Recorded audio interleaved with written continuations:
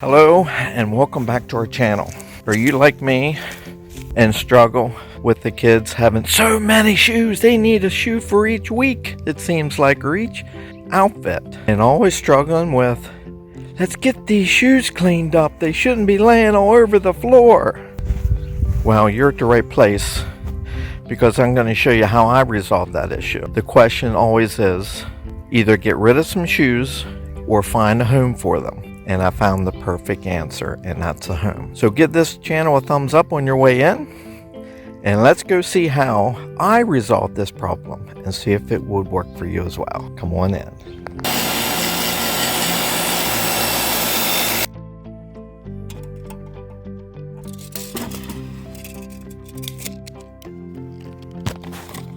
Well, we're going to get all the pieces cut. I'm going to have it in the description below. A list of the pieces and the sizes, and it depends on what opening you have on your wall, how wide you want to make it.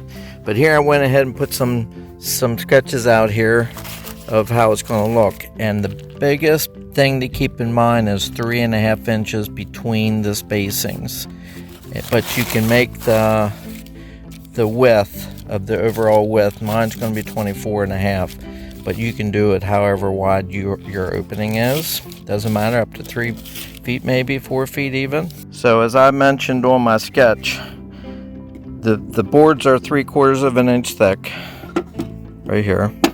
And so I drew it off on here, and I got my 3.5 inches in between. That's where the shoes are going to fit down in.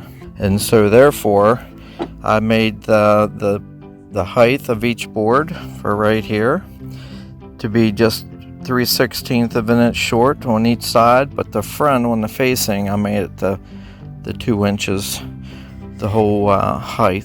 Now we're going to put these all together with using screws, but since the boards are so small like this, you're going to want to drill holes, because these screws here, see how big they are. Now you can use any screw you'd like to use. I'm going to use 1 5/8, which is a pretty good length. You can use drywall screws, any type of screws you might have laying around. And so basically what you want to do is see the diameter of the screw.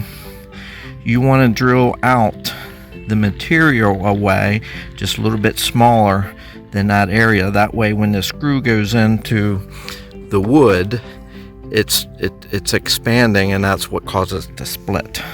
So what we want to do is maybe pick this one here. And before I drill these out, you might be asking, what for tools do I need for this job? Cordless drill, something similar to this. I'll put it in the description below what all the tools I used.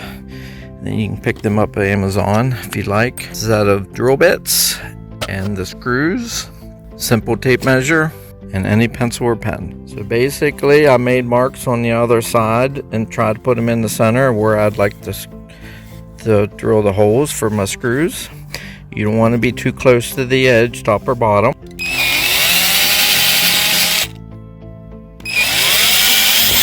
Holes drilled out. Now what we could have done, and I should have done this, is had both on top of each other and clamp it down and then drill the holes that way too. But I'm going to go ahead and, for the sake of time, go ahead and drill these out this way. Then I'm going to go ahead and put a screw in each one of these holes to get it started, and then I'll use the drill to sink them in just a little bit, but not the whole way through. Now as you see it, you're probably wondering why it's slanted. I have it actually upside down so it can be flat.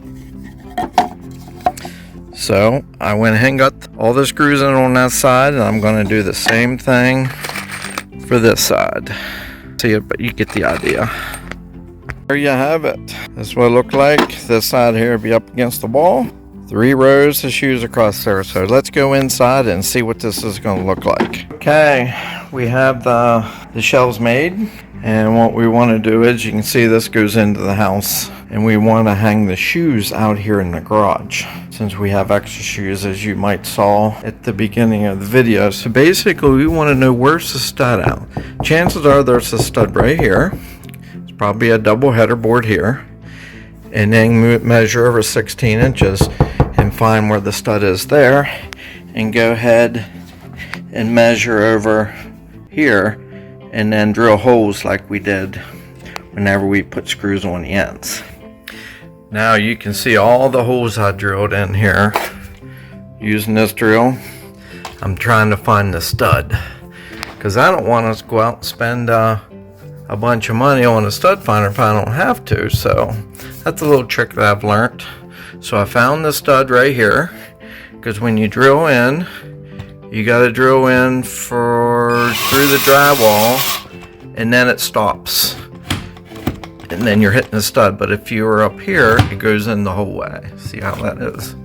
So now what we'll do is we'll measure over, and then to put a hole in here, and then measure over to here and put a hole over here, and then drill a hole here, and then put a real long screw in there. There you see I have the hole drilled in here, put in a screw. Make sure you use at least 3 inches long. That way it can go through this 3/4, 3/4, 1/2 inch, 3/4 drywall, and into the stud. And there's the other one. And now we're ready to sink the screw in.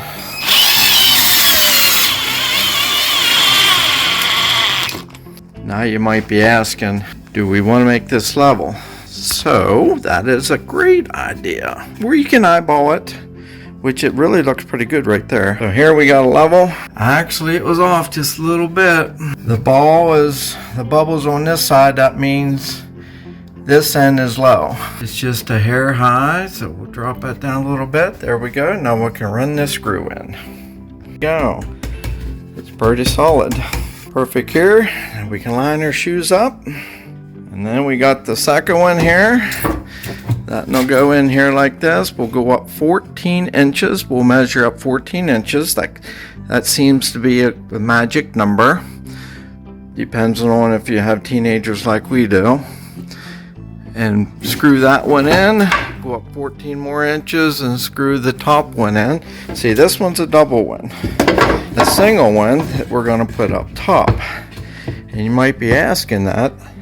I wanted to do that tiered like that. That way you can get back behind and get the back row out, those shoes out, and be able to see them.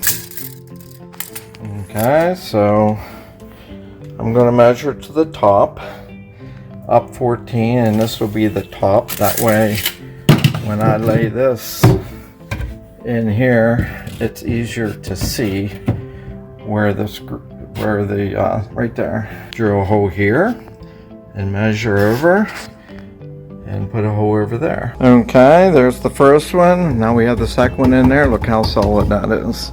Now we're going to go ahead and measure up another 14 inches.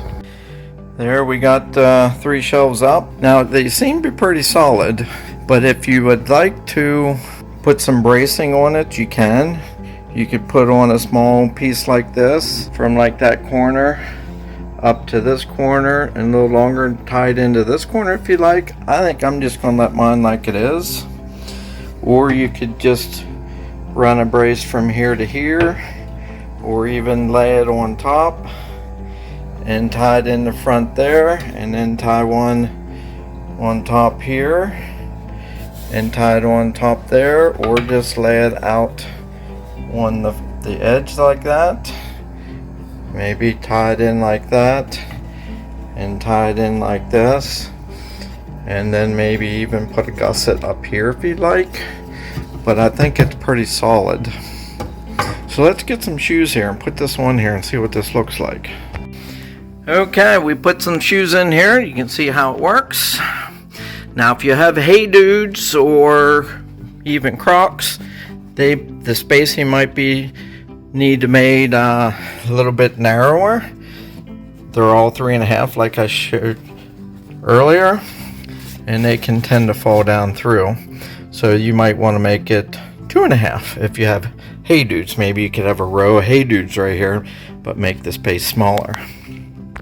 Okay, I cut a strip 1.25 inches wide, and it's the thickness of the board from when I was using these. And I went ahead and I'm gonna put it here like this, And I decided to put this one here to stiffen this up, because you know how kids are sometimes. They get used to leaning on things, maybe trying to pull themselves up, who knows. But I don't want these ripped off the wall. So I went ahead and marked it here where I'm going to drill the hole. And I didn't set it out here because I want to miss these screws here. So I put it there. I'm going to put that one there and that one there. So I'm going to drill the holes and put screws in there next.